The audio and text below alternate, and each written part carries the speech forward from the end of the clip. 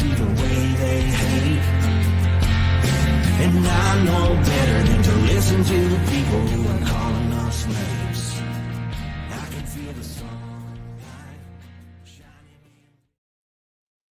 Well, good morning, everyone. My name's Brian, and today is Wednesday, July 24th, 2024, and this is episode 748 of the Lots Project podcast, and it's titled, Let's Try Again. I'll be chatting a little bit about full-time RVing, a good time at the laundromat, and whatever else comes up. We'll try to make it through the show today. Yesterday, we had some technical difficulties, I guess you could say. Well, natural difficulties, but thunderstorm rolled through and dropped my internet for about 15 minutes at least. And by the time I came back around, it was the stream had just pretty much ended itself. So it is what it is. But first, let's swing over into the live chat. See who's hanging out in the coffee crew. Grab a cup and hang out for an hour. Good morning. Good morning. Pip in says, I think I saw a new Chevy truck with a snowplow at a dealership down the block from my work in Florida. That's either the fact that they figured that anybody buying a Chevy truck wouldn't notice a snowplow in Florida, or they're thinking pole shift coming. We got the Biscuit Basin exploding there in Yellowstone the other day. Maybe the snow's coming to Florida, Pip. Jim wondering if anybody's seen his new truck. You need to contact Pip. Blakesley Acres, good morning. Thanks for stopping in. Canadian Farmstead, good morning. Pip says, technically the rain said no. Yeah. Canadian Farmstead, no ads this morning. Are you serious? Oh, man. Oh, why you got to ruin my day, Canadian Farmstead? I hate money. I literally hate money. Just didn't even turn the ads on. Thanks, guys. Anyway. Hope everybody's doing well this morning. Good morning, Jamie. Off Good Ping. Thanks for stopping in. Jim says we tried to keep the chat going as long as we could. Yeah, I saw that. When I logged back on, so StreamYard completely shut down. Usually when the internet blips, it just goes black for a little bit, and the wheel spins, and then it'll pop back up. That's what I see on my end. Yesterday that happened. It happened for a minute or two, and then went completely. Something went wrong and disconnected on both of my streams, and it's just sitting there. So I'm watching my little internet icon down in the corner. I got my phone out. It says Starlink's disconnected. The thunder and lightning, the rain's pouring in, and finally the internet comes back, and I refresh StreamYard, and it comes up. And it says the stream is ended, and I go over to YouTube, and it says it's still going. And I'm looking at the comments in the dashboard on StreamYard, and people are still commenting, but I can't. I couldn't even bring it back up. So there was like a wires cross thing, and then as soon as StreamYard got service, it dropped it and ended it. So it was weird. It was definitely weird. It must have been some pretty thick clouds that went through. It didn't seem that ridiculous of a storm, but it basically it cut everything out. What's up, Deborah? What's going on? What's up with you? Hunter, thanks for popping in on Twitch. Appreciate that. Silly boy, name a car for no reason. Drop a super chat for no reason. Some. Yep. Yeah, you start throwing money around, I'm more willing to do what you want me to do for no reason. That gives it a reason. Don't just throw things out for free around here. Anyway, with that, see what's in the cup this morning. We got some light Costa Rican, Food Forest Farms light Costa Rican. See you later, silly boy. Later. Got some light Costa Rican from Food Forest Farms, foodforestfarms.com. This morning I want to talk about this morning. I want to talk about C4 Club. C4 Club is a way that you can get awesome micro batch air roasted coffee, roasted up by a real human being sent to your door once a month, every month. All you got to do is pay $40. You get 2 pounds, $40 minimum. $40 minimum, 2 pounds of awesome coffee shipped to your door. That's including shipping. That's, yes, $20 a pound for some of the best coffee you're going to find on the planet. You can order up to 100 pounds. You got entrepreneurial mind. You got a brand out there. You got things going on that you can push some coffee. What's going on, Bahas? Thanks for stopping in.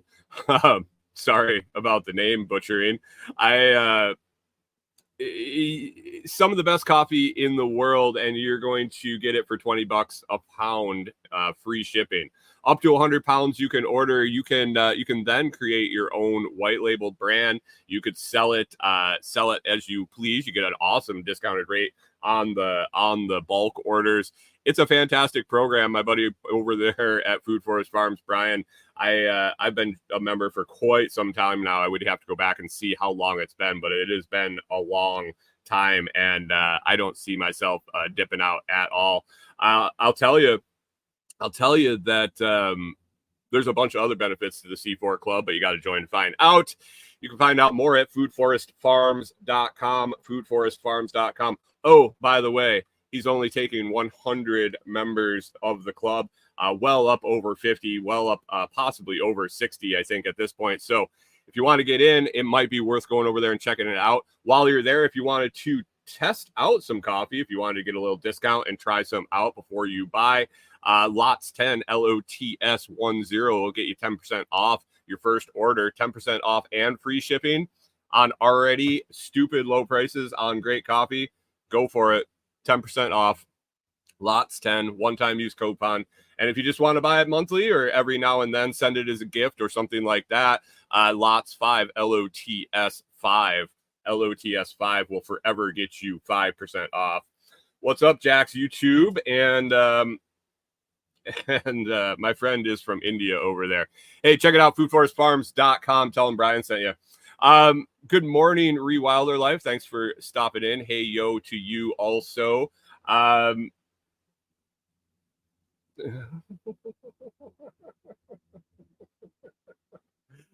Jim's wondering, Florida snowplow, can that be used for sand?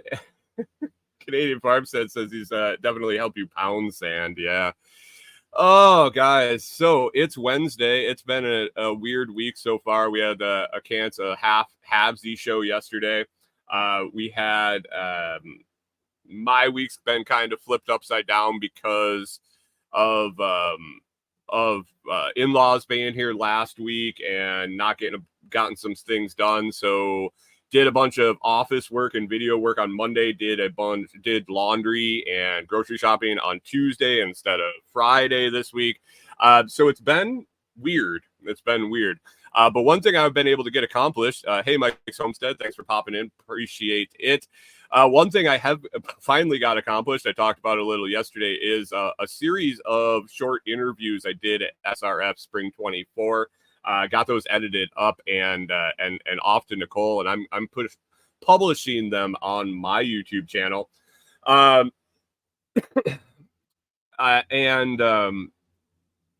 They're coming out one a day. Yesterday, Toolman Tim and I chatted about SRF, and all the interviews are basically chatting about what you can expect when you go to the festival.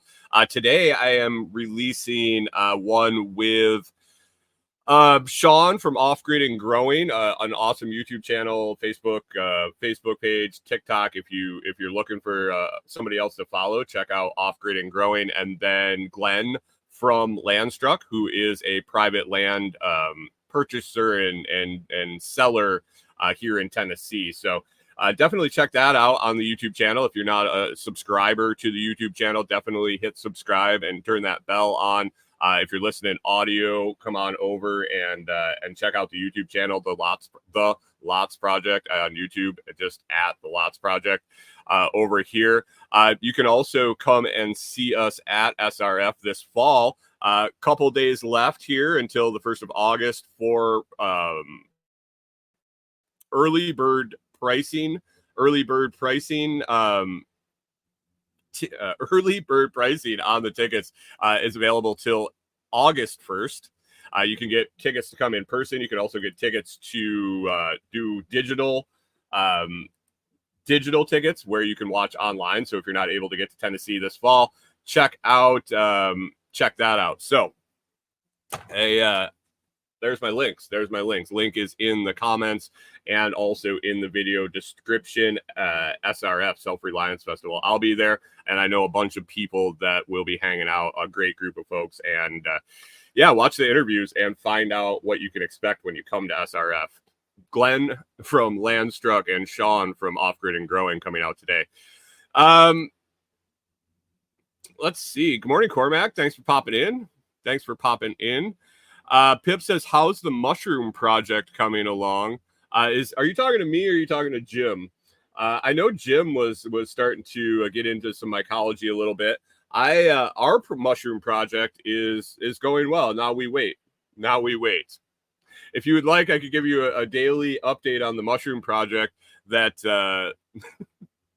will be pretty boring until one morning of about 15 minutes worth of work towards the end of September. And then we can talk to you again in March when we're going to shock the logs, soak the logs, and hopefully get them to start fruiting and flushing. So, hey, Evie, thanks for stopping in. Hit that like and subscribe. And yeah, man, somebody donate $20. $20 is $20, I tell you. But on the mushroom front, actually, Pip, thanks for bringing that up. So Carrie's doing a video. I don't know if it got published yet. I know he's super busy the beginning of this week. And thanks for also bringing that up, Pip. I'll mention that in a second. I know Carrie's busy. He was had back-to-back jobs or something, but he's got some video taken of the mushroom log inoculation that we did this weekend. He talks about everything mushroom that he got the supplies from, and it's there in Knoxville, but they ship, I believe. I've been digging in the website. I didn't actually get to the cart part yet to see if they ship, but holy crap. I didn't know that getting mushroom plugs were that affordable. And looking at the different varieties they have and how much they cost, I think I'm going to be doing some log experiments, some more experiments out at that property. Jim zapped me over on Noster, but I don't think the deal holds true over on Noster. It's only a super chat. Jim, you can see my weenus anytime you want. Canadian Farm says sawdust spawn is cheaper. Can you do the sawdust spawn in the logs though? Or are you just colonizing it in the ground at that point? Or is sawdust spawn made more for bag growing? I mean, for 100 plugs, $12 for 100 plugs, I don't think that's unreasonable. Even if the whole thing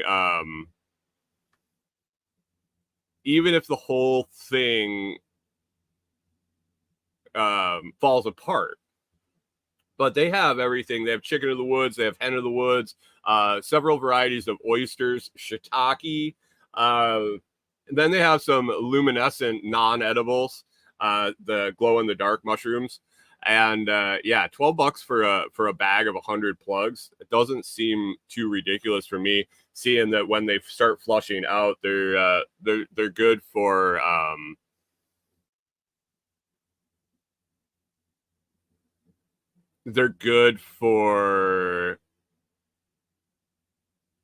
sorry. I don't know where I was going with that.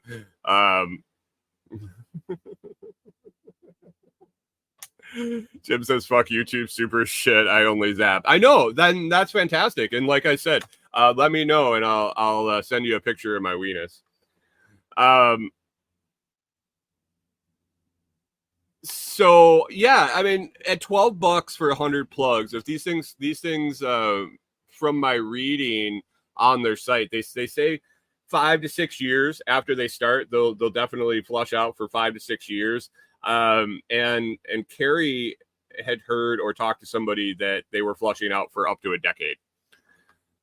If I can't harvest $12 worth of mushrooms in 6 years or 5 years or even a year, or even if I buy five sets of plugs, $60, if I can't get $60 worth of mushrooms in the first year out of one log, even if 5 out of 6 fail, I think I'm doing something wrong. Good morning, John Palmer. Thanks for stopping in early. Did you figure the show was going to dump again halfway through and you were going to miss again? Canadian Pharmacist said, with the sawdust spawn, you can also do totem style with large logs. Huh. John Palmer got ads, Shields, and Unroll Me. Thanks for letting me know, guys. I was able to go over there and get that turned on before John showed up, so he had to watch the ads.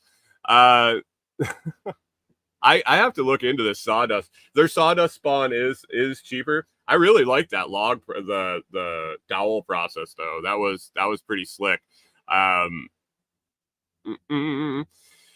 Pip mentioned the fact that SRF has a digital online Zoom discussion of presentations this weekend. So basically, they're playing old presentations from the festival and having some live discussion about them.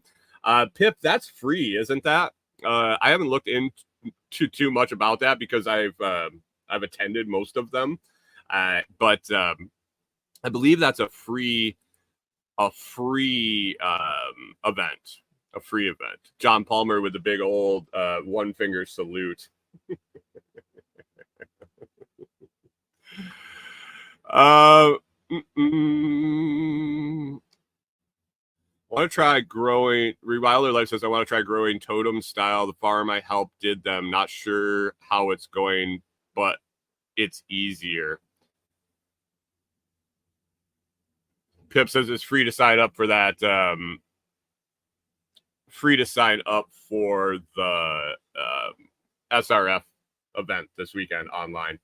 Jim says sawdust in bags and tubes looks interesting. I had a guy that actually got us that we would buy high-end mushrooms for, like gourmet mushrooms, like exotic mushrooms from in Minnesota. He sold them at the farmer's market and then has kind of expanded into selling at co-ops and things like that. Earthquake this morning. And he does the bag growing in a climate controlled, basically a laboratory. Everything is sterile. Everything is, he put a bunch of money into that facility.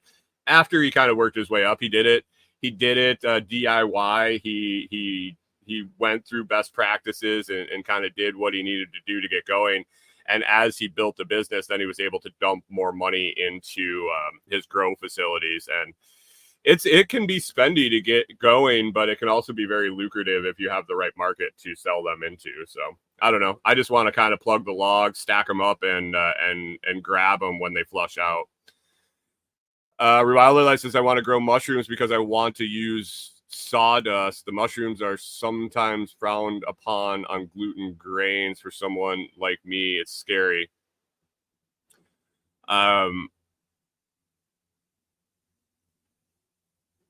Ruala and says, I'd rather logs. I don't want to build or plastic. So totem style, are we talking about the same thing with the plugs and the plugs and the logs and stacking them up in kind of the log cabin style, or is there a different method that you're referring to as far as totem? I was reading into some of the different mushroom varieties, and some of them you like bury the logs halfway. Some of them you bury them actually vertically. A third of the log goes into the ground and it sticks up. Some of them you bury completely. Some of them you stack above the ground. It all depends on the variety of mushrooms that you're working with. So I don't know. I think I might mess around with it. I got a shitload of hardwood to cut down. I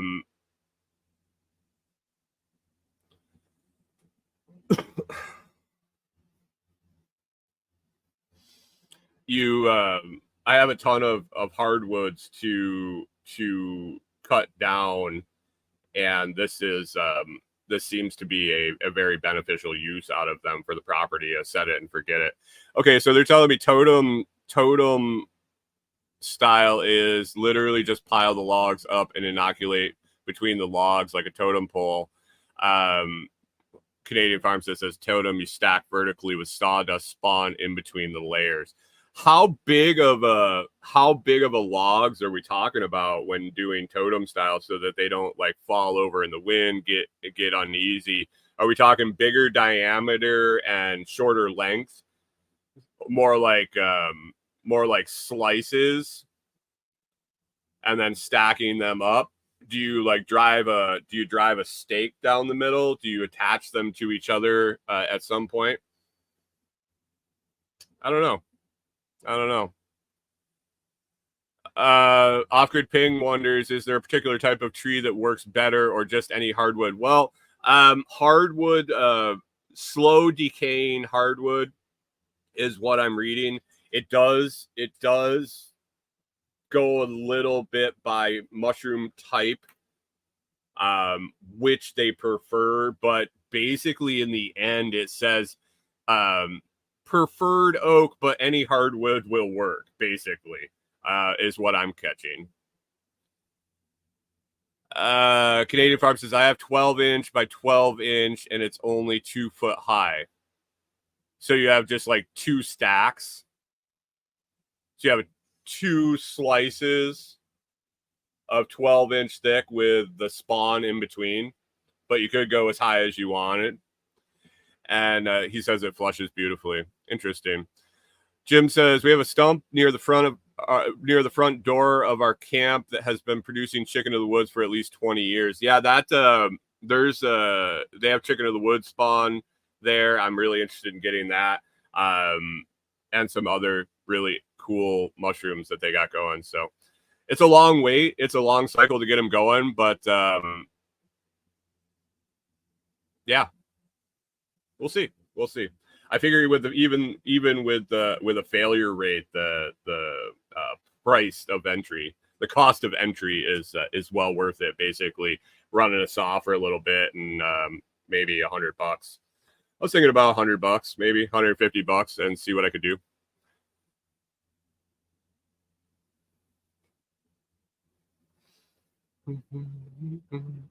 Jim says Paul Stament's books are amazing. Yeah, I just ordered a bunch of books, guys. When I get them in, I ordered a bunch of books on recommendation of Carrie Brown that will help with the project and being out at Delinquent's Gully. And when I get them in, I will definitely share them with you guys. They should be in later this week. But fantastic books. He had them all out with him, and we were looking through them, and just an absolutely great resource. Oh, by the way, Jamie, I'll be out today. I probably got a pile of crap sitting there at your place from what I've seen in my inbox. Canadian Farm says at $10 a pound for mushrooms, you can't lose, and they're fresh, and you grew them, and you know what happened to them. I think you just got to add that on to the price. So yeah, that's mushrooms. Mushroom update. Thanks for the question. Appreciate that. I'll be watching them. They're in the woods. They got rained on yesterday. That's the update. What else do I got going on? All right. Well, I'm going to talk about full-time RV living.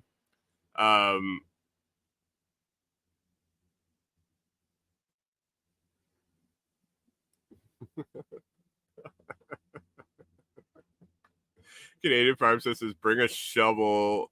I got to dig a foot a pond for every.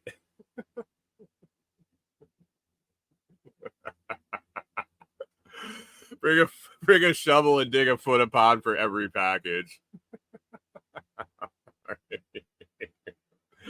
John Palmer says, am I sure? I'm guessing that's about talking about our full-time RV living. I don't know. I might get to it, but I got something I want to. Oh, Jamie says my axe showed up. Nice.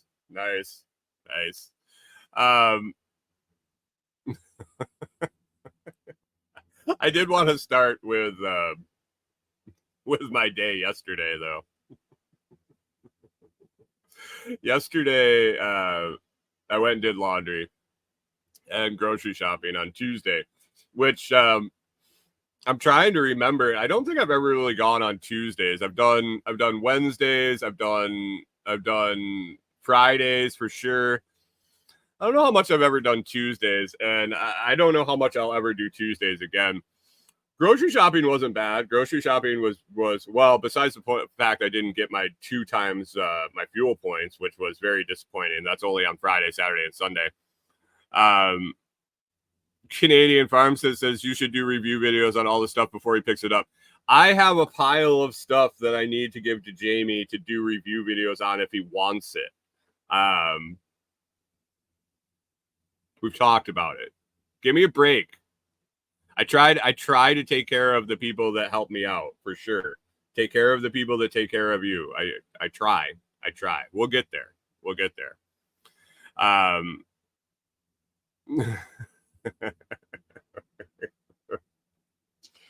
So yesterday I went down to Savannah to do groceries and laundry to get caught up from missing a whole week yesterday. We don't have very many clothes. We don't have very much room for food. We don't have very much room for closets and stuff like that. So going this long got close. We almost had to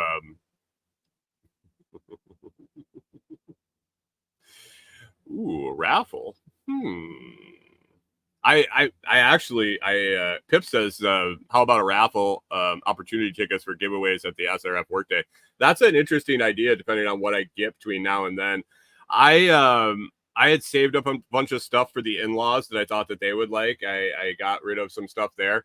I've really transitioned to working with companies that provide stuff that I need going forward. Repopulating tools and things like that for the cabin, but definitely I'll have to look through my stuff and stuff that I don't need or could definitely use to give away. That's a great idea, Pip. Thanks. So I went down to get caught up on laundry and groceries, and every day is different at the laundromat, and even week to week on the same day. Like, you would think that it'd be pretty consistent that this group of people goes and does their laundry on Friday or on Wednesday. I see some of the same people. It's usually pretty quiet at the laundromat I go to. Every once in a while, I'll show up and there'll just be a shitload of people there, and everything is full. And I decide to come back the next day, or I go do some other stuff first and then come back. But yesterday, I wasn't sure. Like I said, I'm not sure if I've been down there on Tuesdays. So I roll up, and there's like a pickup truck, and obviously the employees' cars there. There's a pickup truck and then another beater sedan. And I walk in, and it is as loud as I've ever heard it in there. And you would think, oh, what was a washing machine belt squealing, a dryer squealing? Was there a lot of machines running? No. It was a group of Mexican gentlemen. I assume they were Mexican. Hey, Hunter, you got a buddy over there on Twitch. It was a group of Mexican gentlemen. They could have been Ecuadorian. They could have been Guatemalan. They could have been some Latino variety, origin. I don't know what the term is, but they were speaking Spanish. Let's just say that. So I walk in, and I had two washers loads to do. I walk in, and it doesn't take very long to put those in. But as I walk in, these guys are talking amongst themselves, obviously in Spanish. They have YouTube or some sorts of videos playing on their phones with the volume all the way up in Spanish. One of them's talking on a phone call on speakerphone in Spanish. They're yelling across the thing. I was like, where did I go? I didn't hear an English word spoken the whole time I was in there, and they were very, very loud, yelling back and forth to each other. I don't know if they were like a work crew or what, and it was laundry day, but holy crap, it was just loud, and it was spinning with my brain. I spent most of the time.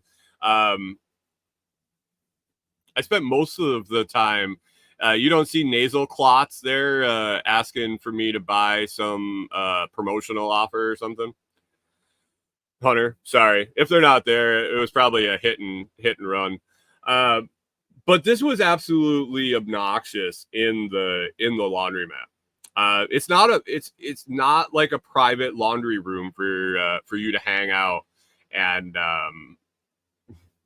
man, scream and yell, really. I think the employee, the young lady that was working there, was a little aggravated with it too. It seemed like they had been there for quite a while when I got there. Actually, by the time I was ready to fold my laundry, they were gone. Otherwise, it was going to be like throw it in the tub and get out of there. But I think she was very aggravated by it. She walked out with a vacuum cleaner and started vacuum cleaning in the middle of their conversation. Canadian Farm says that I should have handed out the Daily Stoic books to them. I probably should have, but all I did, I just went with it, and I went outside and I sat down. I just removed myself from the situation.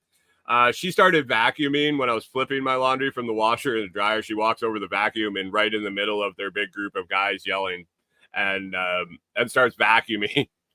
And I just kind of chuckled. I'm thinking, oh, that's going to keep them from talking for a little while. No, they just started yelling louder. I was like, oh, okay. No. And then as quickly as I showed up, they took off. They all loaded up in their sedan and their pickup truck and rolled out. I was like, I don't know. I don't think I can go back on Tuesdays if that's their laundry day, because it was almost stressful. It was very stressful. As loud and as chaotic as it was. There was different shit coming from every direction, and I mean, I don't know Spanish. I know enough Spanish to get by, but I don't understand it fluently, to where it was just it was coming in from every direction, and I couldn't understand any of it. Jim says this part of the show brought to you by earbuds. Yeah, they were in the truck, but they weren't charged, unfortunately. Pip says the Stoic book is not in Spanish. Yeah. I don't know. I did all right with it. I didn't like yell or scream or I didn't confront anybody. I didn't ask them to quiet down. It was just rough. Canadian Farm says they were just so excited that such a famous podcaster came in. Famous?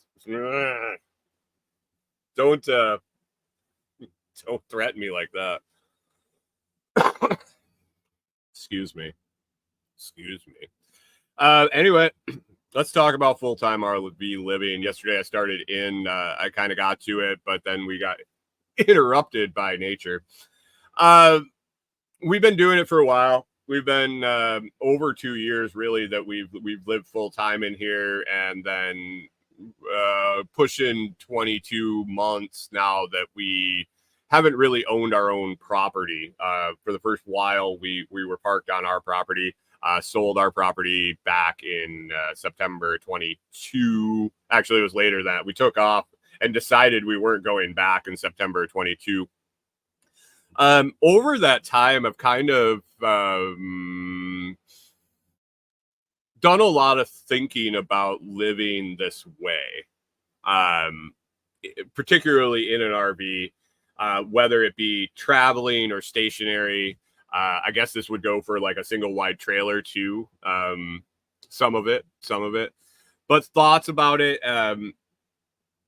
I sometimes question whether it was the right decision. And I always land on it was. I don't think I would ever give it up what we've experienced and the things we've done. And we definitely plan to, I don't want to say plan to do it again, but it's in the cards. It is definitely an option. The whole part of this,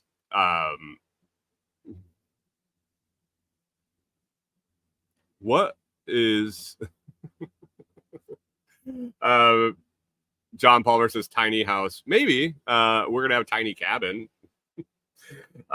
This whole process is right on track for what it was. Corey and I wanted to travel around. We wanted to be mobile. We wanted to find a spot and sit down for a year and see what the climate was and make sure that was the right climate for our first property. Whether the first property turns into being the only property, or if we keep going and then develop future properties is yet to be seen. Oh, he's teaching me Spanish. The glass folks that taught me Spanish did not have my well-being in their heart, for sure. But it's this, we're right where we intended to be in this process. So we decided we were going to travel in the RV. We were going to find a spot. We were going to sit down for a little while and then learn if we were, or decide if we were going to move on, or if we liked the new spot, we could stay there. Essentially at this point, we're in the transition from the RV living. We're building a cabin. We're going to sit down in the cabin for a little bit and see how it goes. Work on the property, develop the property, and then maybe rinse and repeat, or stick here and roll with it, depending on how things go. So with that in mind, I constantly think about the time we've spent, the things I like, the things I love, the things I hate, the things I change. And that's kind of where this list came from. And it's just some other random thoughts that I've had along the way. One thing that I put on the list this morning, because it happened this morning and it wasn't on my list, is, we run propane.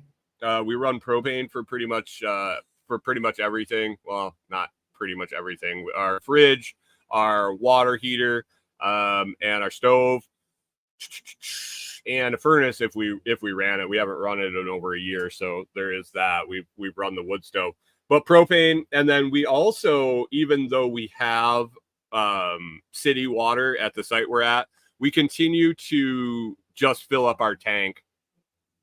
Just fill propane and propane accessories, correct? We just fill up our tank 40 gallons at a time. So we fill the tank, we drain the tank, we fill the tank, we drain the tank. That's a function of kind of making sure we stay in tune with conserving water. When we build our cabin, we will be doing rain catch, we'll be doing water transport, we'll be trying to pull out of a couple of springs. We still don't want to just be draining water down the drain just for kicks. So by filling the tank, not hooking up to pressurized water, filling the tank and having to fill it every time it drains, it really keeps you cognizant of what you're doing with the water. Electric, we've plugged into shore power as a function of needing to run the air conditioner. And instead of burning through propane when the electric's here so cheap and running the generator, we just plug in since it's here.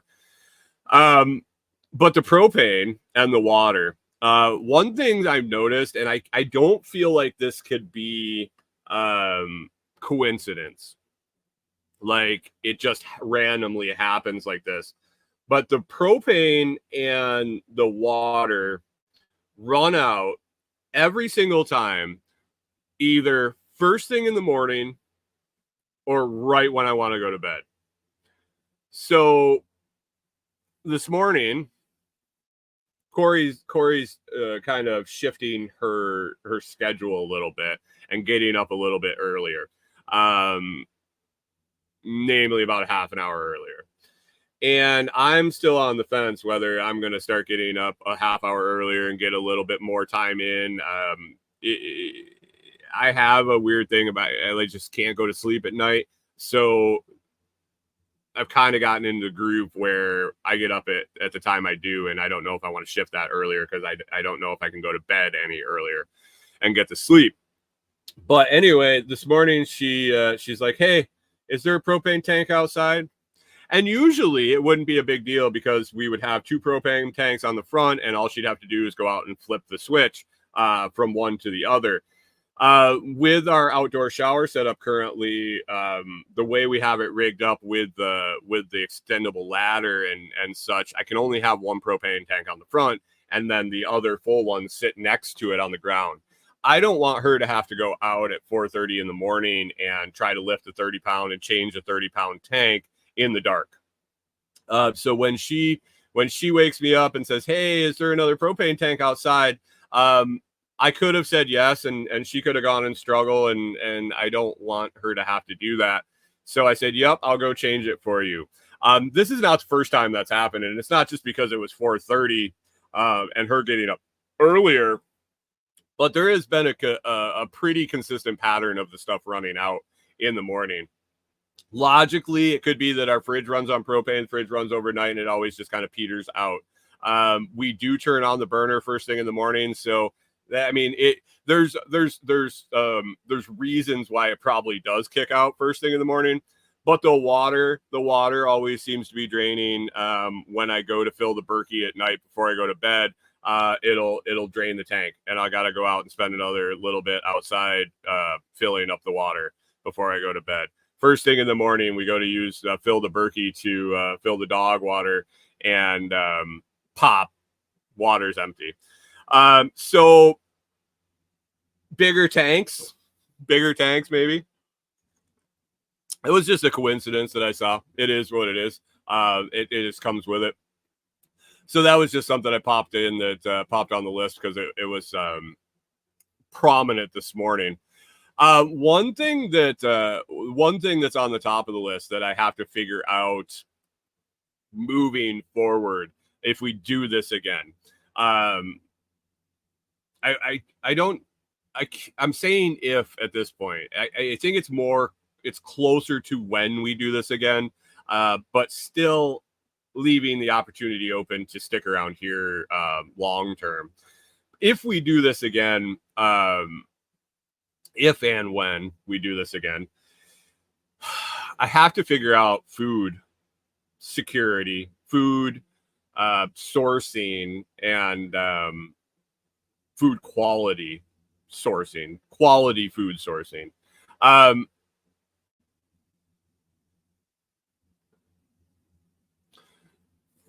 Off-Grid Pig says, FYI, I was told by a lady at Ace that every year for the last 4 years, the 100-pound propane tank is 50% off on Black Friday. That's fantastic. John Palmer says, check the tanks before bed. There are no reliable, well, I shouldn't say that. There are no reliable mechanical propane tank level monitors.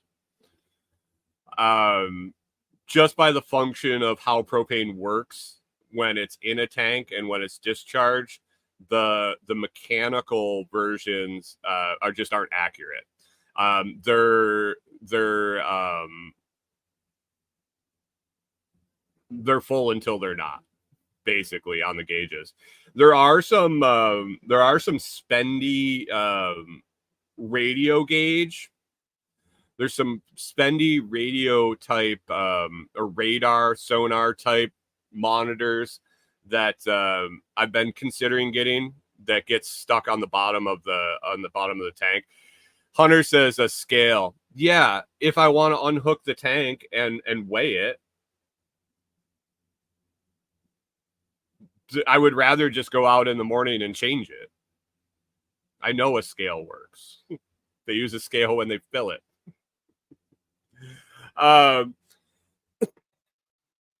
When it's hooked onto the front of the camper, I love the ideas, guys, but it's not really functional.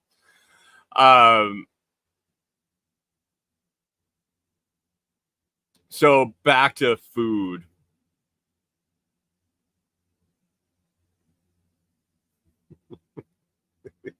back to food.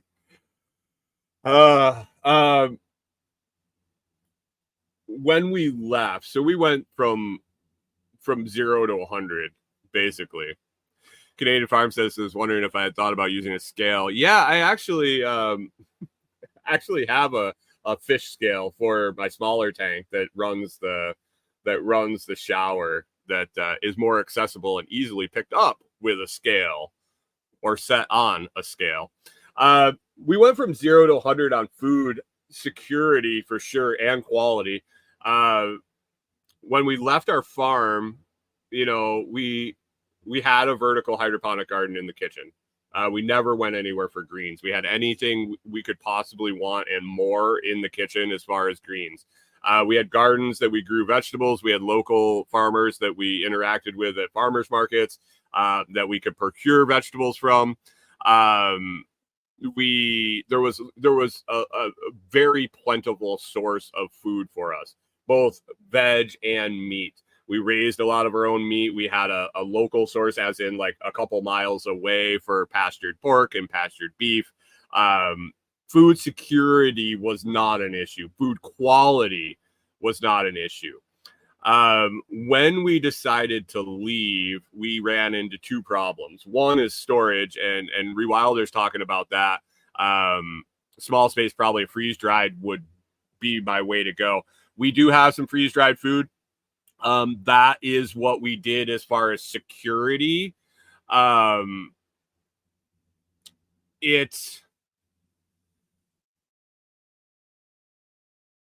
Day comes and we'll make it through.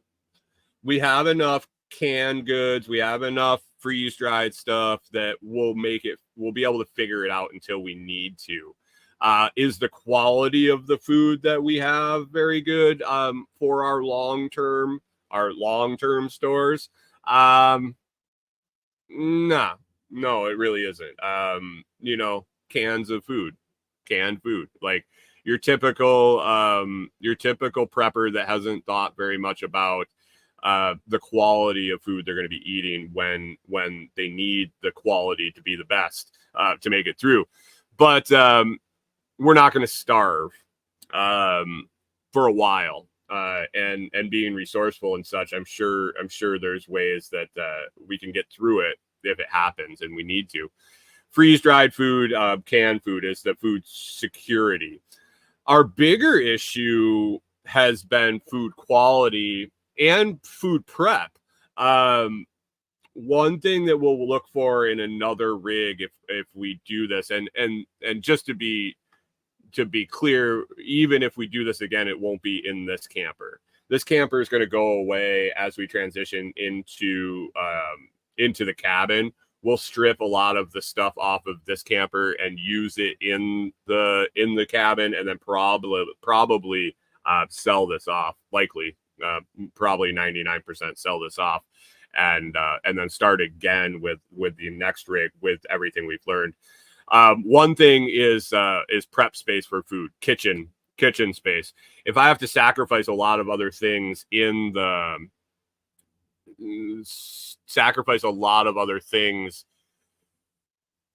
the camper in order to have counter space in the kitchen, a little bigger stovetop, a bigger sink, these things were important to us and we didn't realize how important they were. Not being comfortable cooking really deters you from wanting to get quality food and bring it in and cook it. Sourcing the quality food was another issue when you're only in an area for a short amount of time, or like we are in a rural area where access to really high quality food, other than if you do it yourself, it isn't there. So sourcing the food gets really difficult when you're moving, especially, but building those relationships when you land in an area like we are here, where it's super rural, becomes an issue. Hit some comments here. Rewilder Life says, lots of friends would freeze dry for you. I have a friend that does it, and I know she understands gluten-free diet. Right? Yeah, we have some that has been done by friends. A few different people have freeze dried some stuff for us. And then, yeah, John Palmer says, I love the Mountain House freeze dried meat. We do have some Mountain House and some other Augustin Farms, I think is the other brand that we picked up. And then Rewilder Life says, I'm really interested in the Hydro Greens garden system. It was really cool. Jim mentions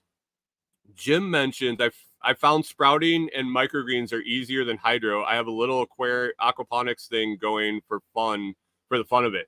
So the vertical garden that I did was kind of a spin-off on Jack Spirko's vertical garden that he came up with a big flood and drain system. We grew all sorts of greens and then more microgreens than we could ever eat. So we had 15 different full-size plants every week. Everything from mustard greens to lettuces to turnip greens, like all the greens, plus 4 10-20 trays of microgreens, which we broke down into 10-10 trays, just like tons of different varieties of microgreens. So that was all in one spot, but it was also in our huge farmhouse kitchen.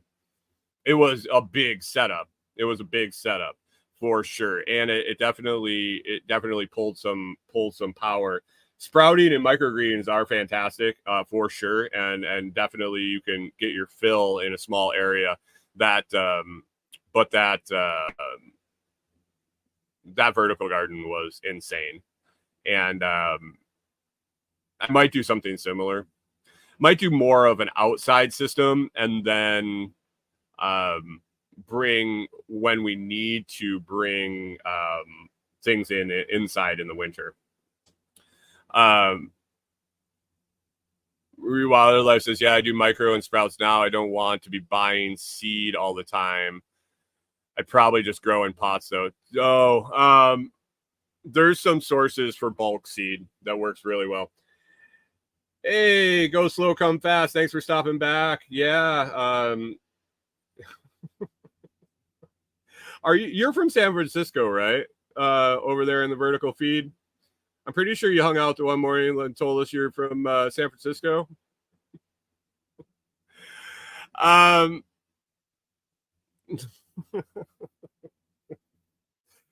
So yeah, food security. Oh yeah, it figures that you're all about being gay. There, go slow, come fast, and you're from San Francisco. Forgot to mention that last time you were around. So food security has been the big thing. Food quality has been the big thing. Food storage. I don't think we would be able to go with a bigger fridge. Maybe in the new camper that would probably be a custom build out for sure. But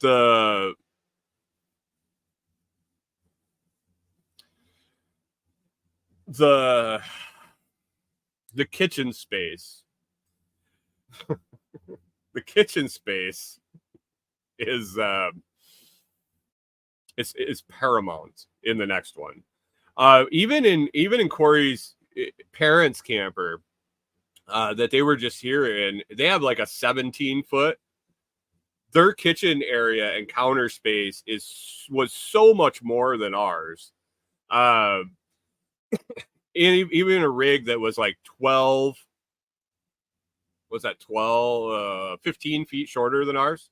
So almost half the size of ours. Their counter space was probably their counter space was probably 50% bigger than ours. It was unreal, which is great. They have a different setup with their sink that just works. The functionality seems better. I think it's better setup. So I think moving forward, we'll have better options for a kitchen. We actually have an older camper, so it's it is what it is. Go slow, come fast. I told you. I know. Yeah, I know you told me you like to troll for the funny reactions, and you are subscribed, and I appreciate that. And I appreciate you coming back quite often and hanging out. I don't mind. You can call me gay all you want. It doesn't matter. see, it isn't as fun when I don't give a shit about it, right? So food, building that network maybe before. I think traveling, we realize that we know where we want to go, not maybe specifically, but general areas. So I think with a lot of legwork ahead of time, I think with a lot of legwork ahead of time, I could probably source food in network. With small adjustments of where we're going to stay, and how long we're going to stay. I think planning some things out could really change the food sourcing problem. Something to learn, something that I learned, something to look at going forward. So that is kind of our biggest thing. We miss growing our food. We really miss growing it. We miss producing the animals, the protein and the greens. We miss having that satisfaction of I did that. We're in a kind of in a holding pattern where I guess now out at the property, out at the developing the site, building the cabin, all of that is we're actually physically doing something. But for quite a while there, we were in kind of a holding pattern of not feeling productive, not physically being able to see or touch, or eat or whatever the things that we're producing. A lot of nothing, a lot of nothing really.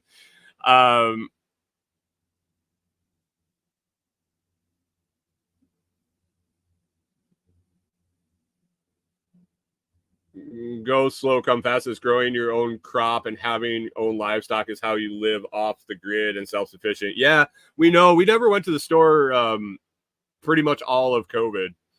When all the lockdowns and all that bullshit started in Minnesota, we said fuck it and we just stayed home and ate the meat, the chicken, rabbit that we produced, and our greens, and we really didn't need to go anywhere anyway. So we really didn't go anywhere anyway before that. So we miss that. We miss being able to do that. And we've thought about many times firing up little sprout systems, growing a little bit here and there. And it's just, it's not, is it possible? Is it possible to do? Absolutely. Is it something that I'm willing to do? I don't think the juice is worth the squeeze. Trying to do it, either mobile, especially mobile, but even where we're at right now, it just isn't worth it. Rewild Life says sprouts in a jar work well and are easy to do until you drive down the road and they all break, or you don't have cupboard space to keep them in, or counter space to put them on, or yeah. So everything is great. Everything is easy. Everything is possible. And I've thought about the majority of it, but when you have everything you own in a tiny space like this, and you've taken, and another thing on my list is we took too much shit. We took a lot of stuff that we didn't need. There are very limiting factors. I talked to a woman. I interviewed, not interviewed. It was a consult with a woman that designs hydro gardens for small spaces, and she had a fantastic product. And she was talking to me about possibly demoing it in the trailer. And I was excited. I was like, okay, well, this is set up for a RV. This is going to be something that works. That I'll be able to make it work. But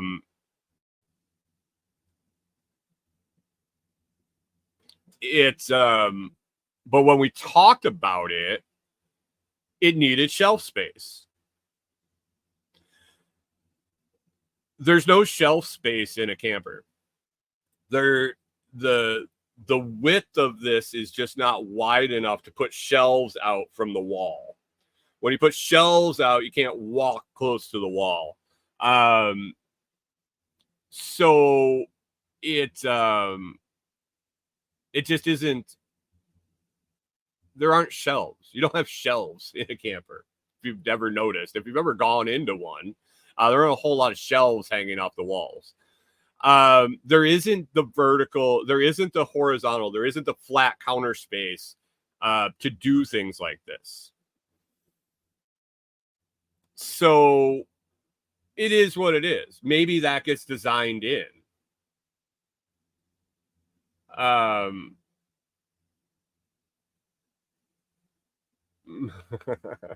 Go slow is going to question here. Good food and good movies without being bothered by outside drama. Yeah, that's pretty much. Asked if I drink wine, tequila, or vodka, and I look like a whiskey man. I used to be a whiskey man. I actually quit drinking for over a decade. I dabble in a little bit of margarita or a beer now and then at this point, but probably not for a while again. I go in spurts for sure. But yeah, food is tough, and we miss growing it. I mentioned it when we were talking about that. I think we took way too much stuff. As a prepper, as someone that fixes their own shit, as someone that wants to be able to fix their stuff, and as someone that was going to move, someone that was going to move out into and stay. Someone that was going to go out and stay and boondock by themselves out on BLM land or wherever, being able to fix your stuff and having the stuff to fix it really has its advantages.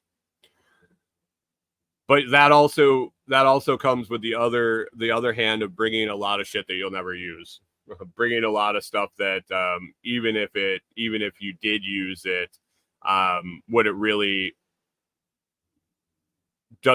really actually happen? Mike says minimalist doesn't fit in with those things. It can with experience now. I also brought a lot of other stuff, not prepper stuff, that I had a tough time paring down stuff. And when I was able to get it below the area I had to fill, I said I was done. I really wasn't. We've been throwing things out along the way quite a bit. I wasn't done when I got to a level below the space I had to store it. I should have kept going. There was a lot of stuff I didn't need to bring. So that also means our camper's too big. We realized that. With the 3 dogs and now the 2 dogs, we still thought that it was too big. We would have had the same issues with the dogs in this, or a little smaller. Canadian Farmstead says leaving a trail of garbage across the U.S. Yeah, I mean, it's nice when you got dumpsters at most of the places you stop, or close. Go slow, come fast says margaritas, apple martinis, fruity drinks. Yeah. No, well, I mean, I'll tell you, man, I used to drink a 175 a Crown Royal straight every other day. So I used to not be a fruity drink guy. Now it's just an enjoyable drink when we go out to get Mexican. So it is what it is.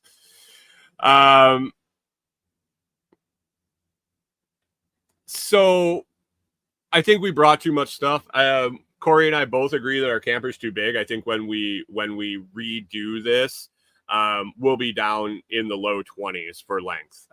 Maybe like 20, 21, 22-ish feet. So another 10 feet shorter than this. We also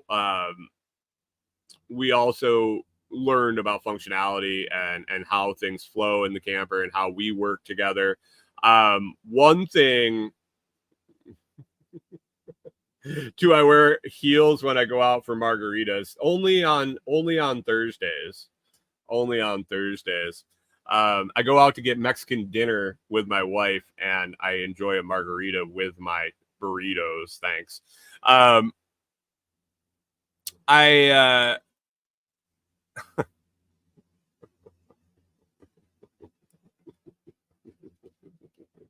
Yes, ladies' night.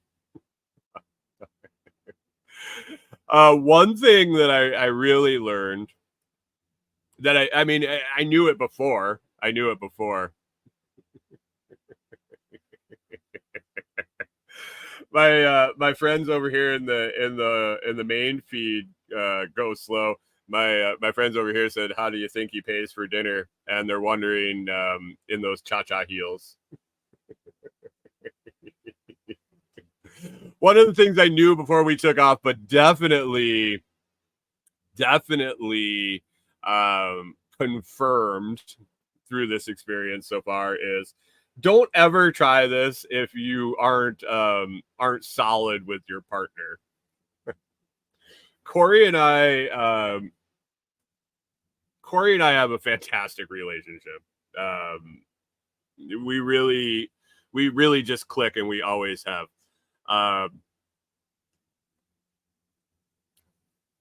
Living in a space like this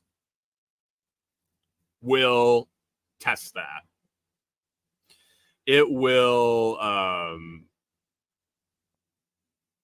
definitely test your marriage. I don't care who you are. But definitely understand that going in. Evaluate whether you can get along with your partner, whoever that is, because it will test you. It will test it. You will also learn things and experience things a little differently in your marriage. Jim says, I've been tested in a 2,000 square foot house. When you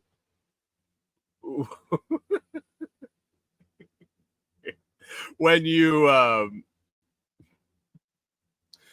poop basically in the same room. I mean, there is a door there, but hollow core door about 3 feet from you. When the bathroom's right there, you don't really ask your partner to leave the RV so you can take a dump.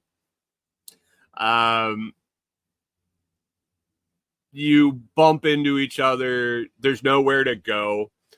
If you have a disagreement, if you have an argument, and you want to get away from that person, and it's raining, you go to the other end of the camper and you mumble a little extra under your. It takes you a little longer to mumble, or you have to be a little softer when you mumble under your breath, because you can hear everything.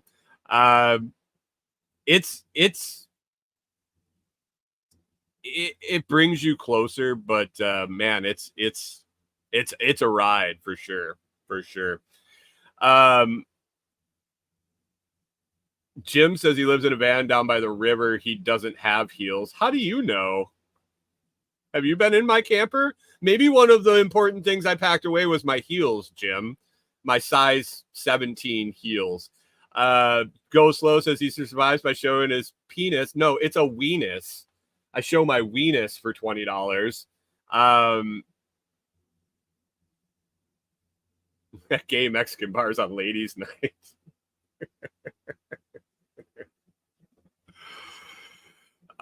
John Palmer says our bedroom and bathroom are an open space design.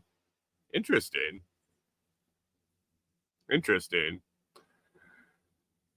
Canadian Farm says, you know what they say, a couple that poops together stays together. I don't know who says that. Do people say that? Really?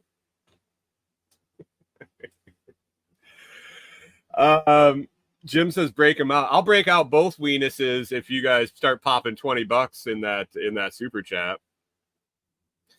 Go Slow says weenus equals a very thin penis. Maybe. I'll show it to you right here on live. Jim says no one says that the couples that poops together stays together. That's going to be in our new cabin design is side-by-side shitters. Corey, side-by-side shitters in the cabin. I don't think she's thrilled. I don't think she's thrilled at all. I got a bunch more on this list. I'm sure we'll touch on it as we go. I just want to. The last thing is, I told Carrie, I told Corey's folks, I've told a couple people recently that I've really figured out.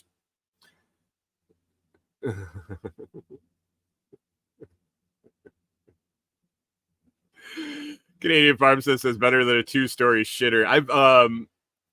Have you seen those videos of those weird toilets that they're designing?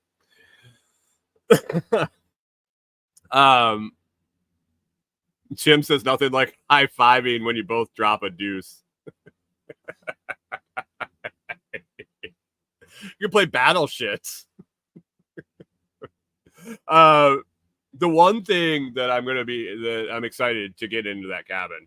I told Corey one day, I realized, I said, there's something I'm super excited about getting into this cabin.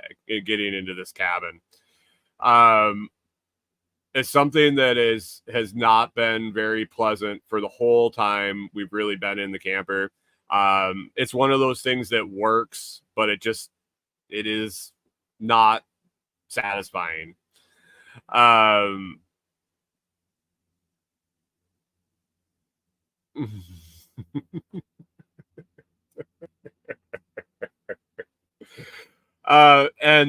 And that is I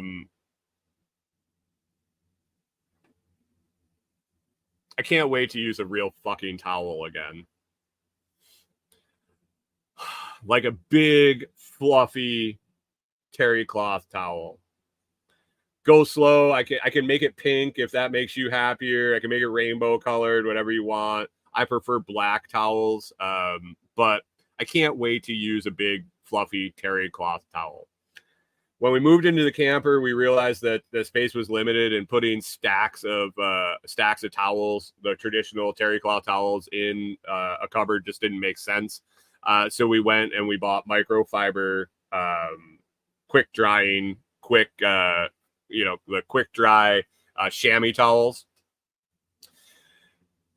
And although it dries you off and it also dries out quickly,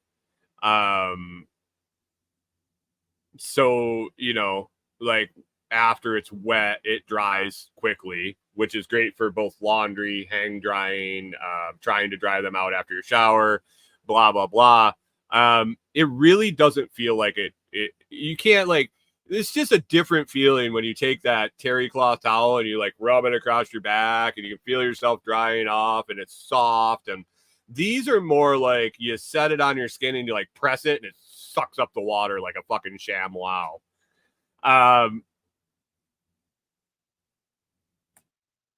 Functionality. It's functionality.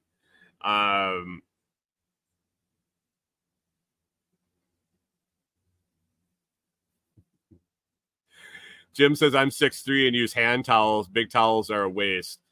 But they're comfortable, dude.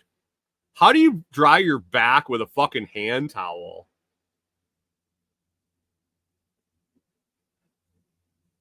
I'd need 3 hand towels just for my weenus.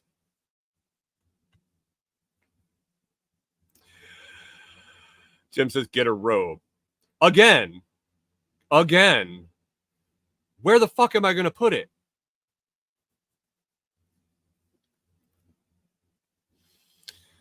Oh, I got to get out of here, guys. I got to wrap it up. I got some video to edit. Then I'm going to be heading out to Delinquent's Gully. I got some work to do. I got packages to pick up. I got all sorts of fun stuff. It's going to be a good day.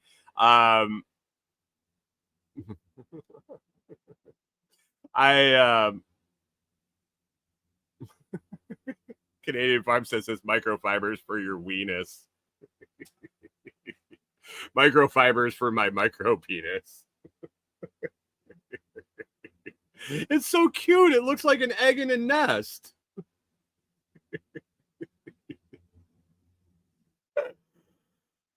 Oh. All right, guys, I gotta wrap it up. I gotta get out of here. I appreciate you hanging out. I'm glad we made it through, and the weather didn't drop us off today. Thanks for Go Slow for hanging out in the vertical feed all day, and all of you in the in the main feed. Appreciate it. Bye, Jim. I appreciate everybody listening. If you enjoyed the show, it's always free to hit the like, share, and subscribe to return value for value. Please consider joining one of the YouTube membership tiers or listening on any value for value platform like Podverse or Fountain.fm. You can also catch the show over on Noster, where you can zappity zap, zap, zap, zap. Thanks for that big old zap this morning, Jim. Appreciate that. Peace out. Go slow. Thanks for stopping. Visit thelotsproject.com. You can find all sorts of stuff about me there, recommended products, all sorts of stuff.